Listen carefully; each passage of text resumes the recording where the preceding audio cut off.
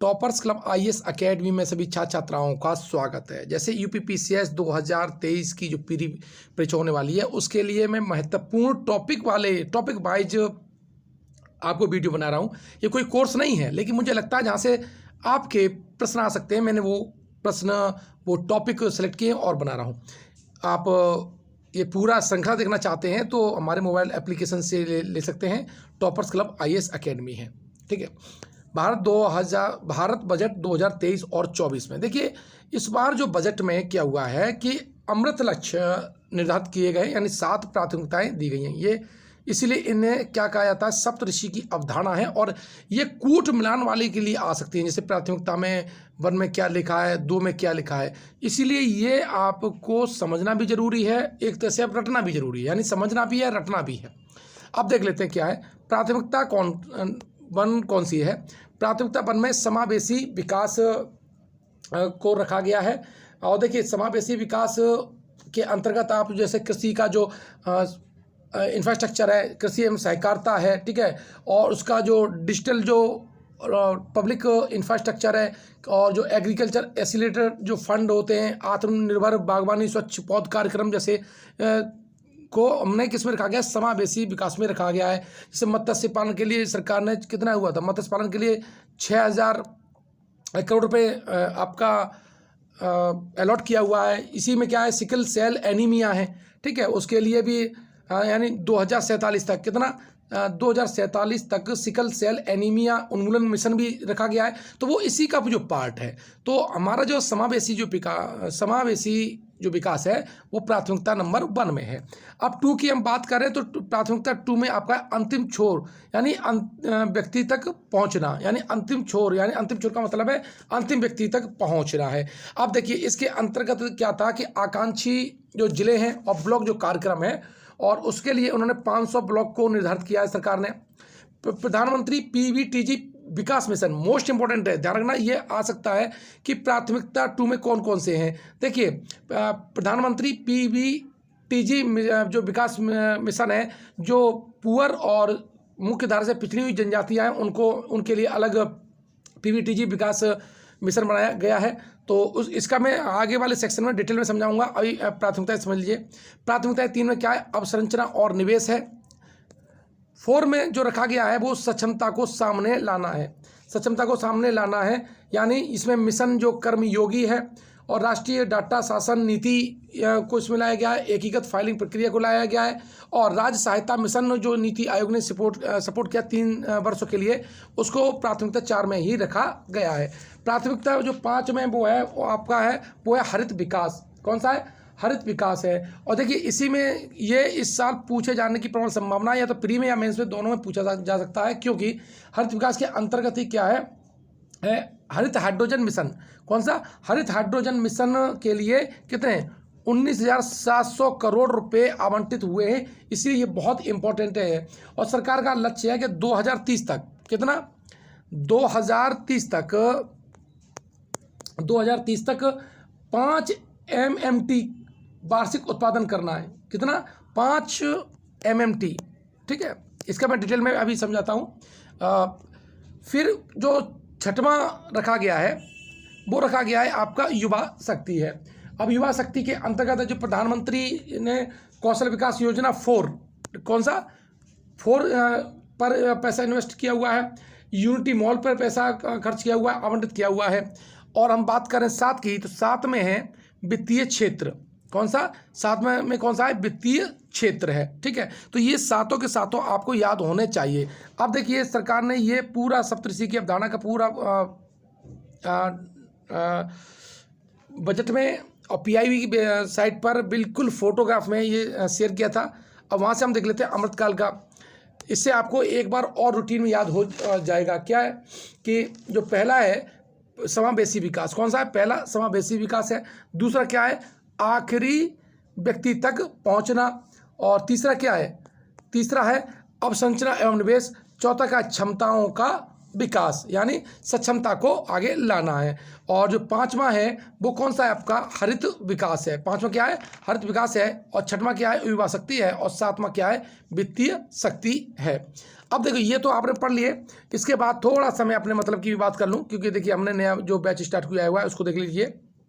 या अपर निजी सचिव परीक्षा है और इसके लिए महा ऑफर 15 मई तक है, 2499 रुपये है। और यूपीएससी की ये परीक्षा होने वाली है। ये हमारे सिलेक्टेड जो छात्राएं हैं जो इस साल आरओ और एआरओ में सेलेक्ट हुए हैं, पिछली बार सेलेक्ट हुए हैं, ठीक है। और आप बीओ की भी जो तैयारी करना चाहते हैं तो उसके लिए भी जो ऑफर है वो हमारा 2499 रुपये है। और इसके लिए क्या करना है, आपको toppers club IAS academy download करना है। कहाँ से, आपको प्ले स्टोर से, और वहाँ पर स्टोर में जाएंगे तो सारे ये कोर्स मिल जाएंगे आपको।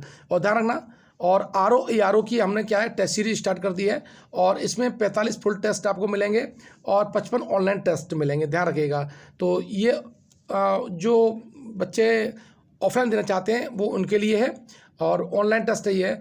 और अगर कोई यहाँ नहीं आ सकता है तो उसे हम PDF के फॉर्मेट में ये 45 फुल टेस्ट उनको भेज देंगे, ठीक है। ये भी ऑफर आपका 15 मई तक है और 1999 रुपये इसकी फीस रखी गई है। तो देखिए अब हम देख लेते हैं कौन कौन से कि बजट में क्या क्या प्राथमिकताएं दी हैं, इसका डिटेल डिस्कशन कर लेते हैं। 7 प्राथमिकताओं पर आगे बढ़ना है भारत सरकार को। अब यहाँ से कुछ महत्वपूर्ण बात आपको और समझनी पड़ेगी, फिर मैं आपको प्राथमिकताओं पर लेके चलता हूँ। बजट 2023 और 24 महत्वपूर्ण घोषणाएं हैं। उन्होंने कहा कि 7% का अनुमान लगाया भारत सरकार ने, जो सभी प्रमुख अर्थव्यवस्थाओं में सर्वाधिक भी है।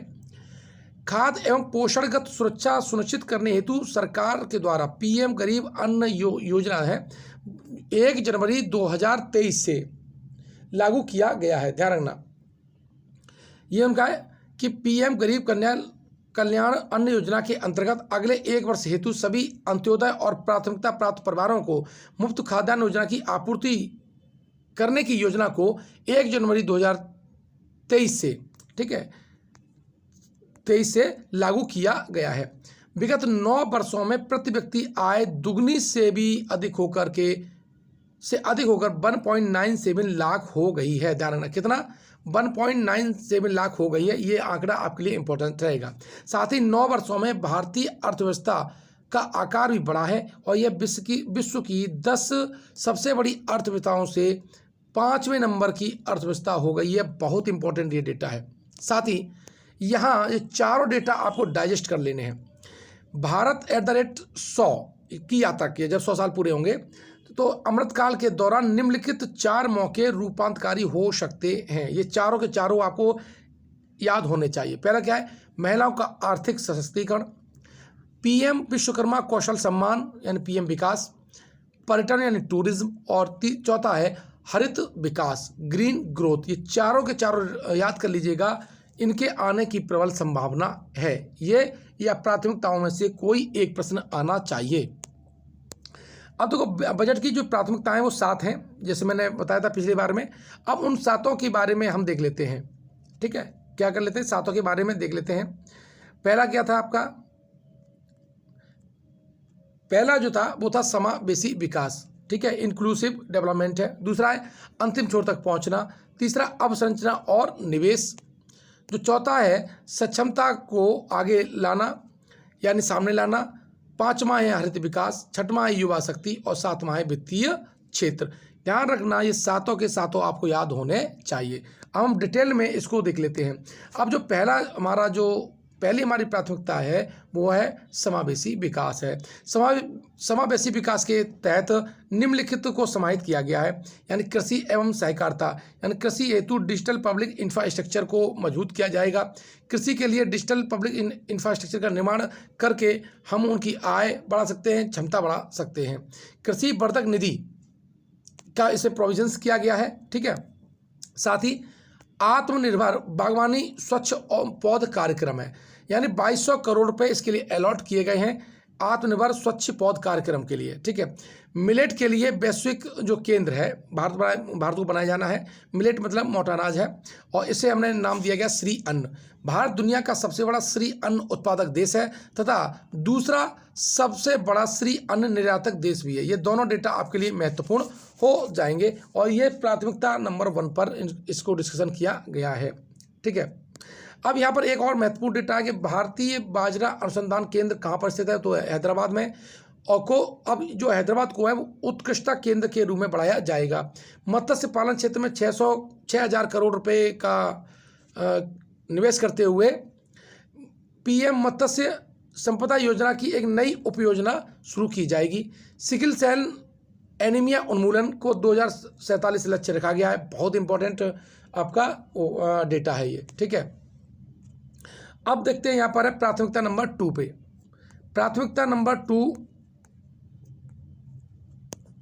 का है क्या, वो है अंतिम छोर यानी व्यक्ति तक पहुंचना। अब इसमें आकांक्षी जिले और ब्लॉक कार्यक्रम है, और आकांक्षी ब्लॉक के जो कार्यक्रम है वो 500 ब्लॉक को आच्छादित करने के लिए शुरू किया जाएगा। प्रधानमंत्री पीबीटीजी विकास मिशन, मुझे लगता है कि पहला और दूसरे प्राथमिकता में ये सेक्शन आने की प्रबल संभावना है। यानी विशेष रूप से संवेदनशील जनजाति समूह पीबीटीजी है, पर्टिकुलरली वल्नरेबल ट्राइबल ग्रुप्स को सामाजिक और आर्थिक स्थितियों में सुधार हेतु इस मिशन को आरंभ किया जाएगा। और 3 वर्षों को ध्यान रखना, इसमें जो टाइम लिमिट है ध्यान रखना क्या है, 3 वर्षों में इस मिशन को लागू करने हेतु 15,000 करोड़ रुपए की राशि भी उपलब्ध कराई जाएगी। प्राथमिकता नंबर 3 जैसे बताया था अवसंरचना और निवेश है। पूंजीगत निवेश पर व्यय यानी कैपिटल इन्वेस्टमेंट आउटले में लगातार तीसरे वर्ष 33% की तीव्र वृद्धि के साथ इसे 10 लाख करोड़ रुपए खर्च किया जा रहा है, जो जीडीपी का 3.3% है। यह वर्ष 2019-20 के परव्यय से लगभग 3 गुना है। कितना? 3 गुना अधिक है। प्रभावी पूंजीगत व्यय की हम बात करें तो केंद्र के प्रभावी पूंजीगत व्यय का बजट 13.7 लाख करोड़ रुपए होगा, जो जीडीपी का 4.5% होगा। रेलवे की हम बात कर लेते हैं, इसके लिए 2.4 लाख करोड़ रुपए जो अब तक का सर्वाधिक परव्यय है कि पूंजीगत परव्यय का प्रावधान किया गया है। 2013-14 के परव्यय की तुलना में ये 9 गुना अधिक है।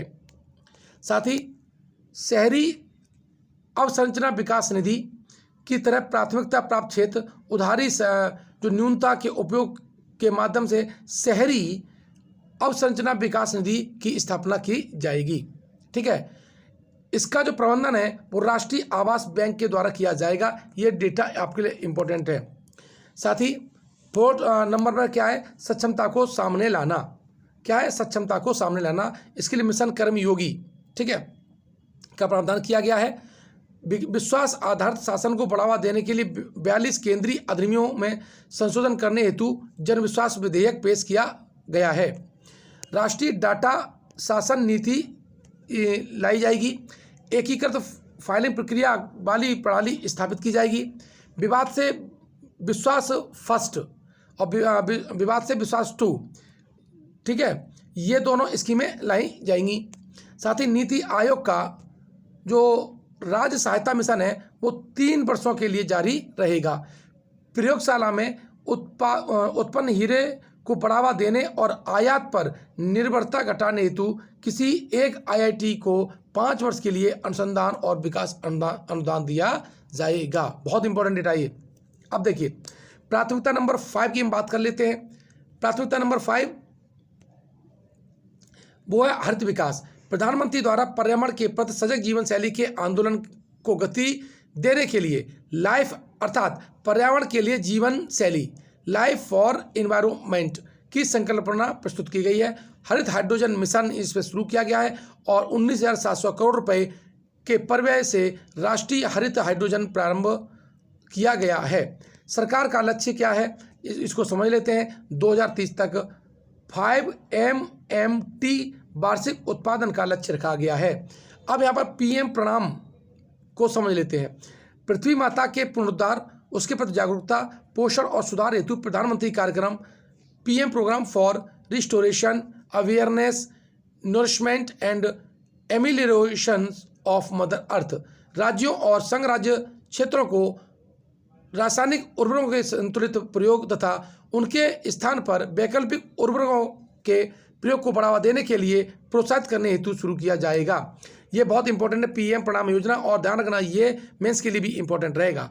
अब गोवर्धन स्कीम की बात कर लेते हैं। गोवर्धन स्कीम, गोवर्धन यानी galvanising organic bio agro resources अब नामक स्कीम के लिए 500 नए अपशिष्ट से आमदनी संयंत्रों का चक्रीय अर्थव्यवस्था को बढ़ावा देने के उद्देश्य से स्थापित किया जाएगा।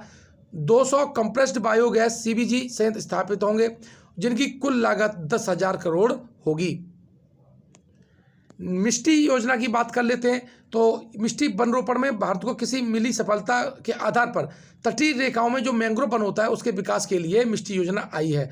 तटीय पर्यावास और ठोस आमदनी के लिए मैंग्रोव पहल शुरुआत की गई है। ये मिष्टी की फुल फॉर्म है, mangrove initiative for shoreline habitats and tangible incomes. अब प्राथमिकता नंबर 6 जो है वो है युवा शक्ति है। प्रधानमंत्री कौशल विकास योजना 4 जो है वो अगले 3 वर्षों में लाखों युवाओं को कौशल प्रदान करने हेतु शुरू की गई है। राष्ट्रीय प्रशिक्षुता प्रोत्साहन योजना, अब इसकी बात कर लेते हैं। तो अखिल भारतीय राष्ट्रीय प्रशिक्षुता प्रोत्साहन जो योजना के अंतर्गत 3 वर्षों में 47 लाख, यही इंपॉर्टेंट है, युवाओं को वृत्तिका सहायता प्रदान की जाएगी। ध्यान रखना, ये बहुत डेटा, कितनी, 47 लाख। और यूनिटी मॉल की बात करें तो राज्यों को राजधानियों के सबसे प्रमुख पर्यटन केंद्र या उनकी वित्तीय राजधानी में एक यूनिटी मॉल स्थापित करने के लिए प्रोत्साहित किया जाएगा। अब देखिए प्राथमिकता नंबर 7 की बात करें तो वित्तीय क्षेत्र है। तो MSME के लिए ऋण गारंटी की बात की गई है इसमें, और इसके लिए 9,000 करोड़ रुपए, कितने, 9,000 करोड़ रुपए आवंटित किए गए हैं। ठीक है, इससे अतिरिक्त 2 लाख करोड़ रुपए का संपार्श्विक मुक्त गारंटी युक्त ऋण संभव हो पाएगा। इसके अलावा ऋण की लागत में 1% की कमी आएगी। तो ये प्राथमिकता नंबर 7 थी। तो यहाँ से आपके सातों के पॉइंट आपको याद होने चाहिए। आशा है कि आपने इस वीडियो को देखा होगा, इसके पॉइंट को नोट किया होगा। इस वीडियो को आप क्या है 3-4 बार देख लीजिए लगातार, ठीक है, और 2 या 3 दिन के गैप में। तो ये सारे जो हैं जो प्राथमिकता हैं वो क्या हो जाएंगी, आपको याद हो जाएंगी। और फिर मैंने बताया आपको RO ARO BO का अगर कोर्स लेना है तो हमारे मोबाइल ऐप पे जा करके उसे खरीद सकते हैं। मिलते हैं नेक्स्ट वीडियो में, धन्यवाद।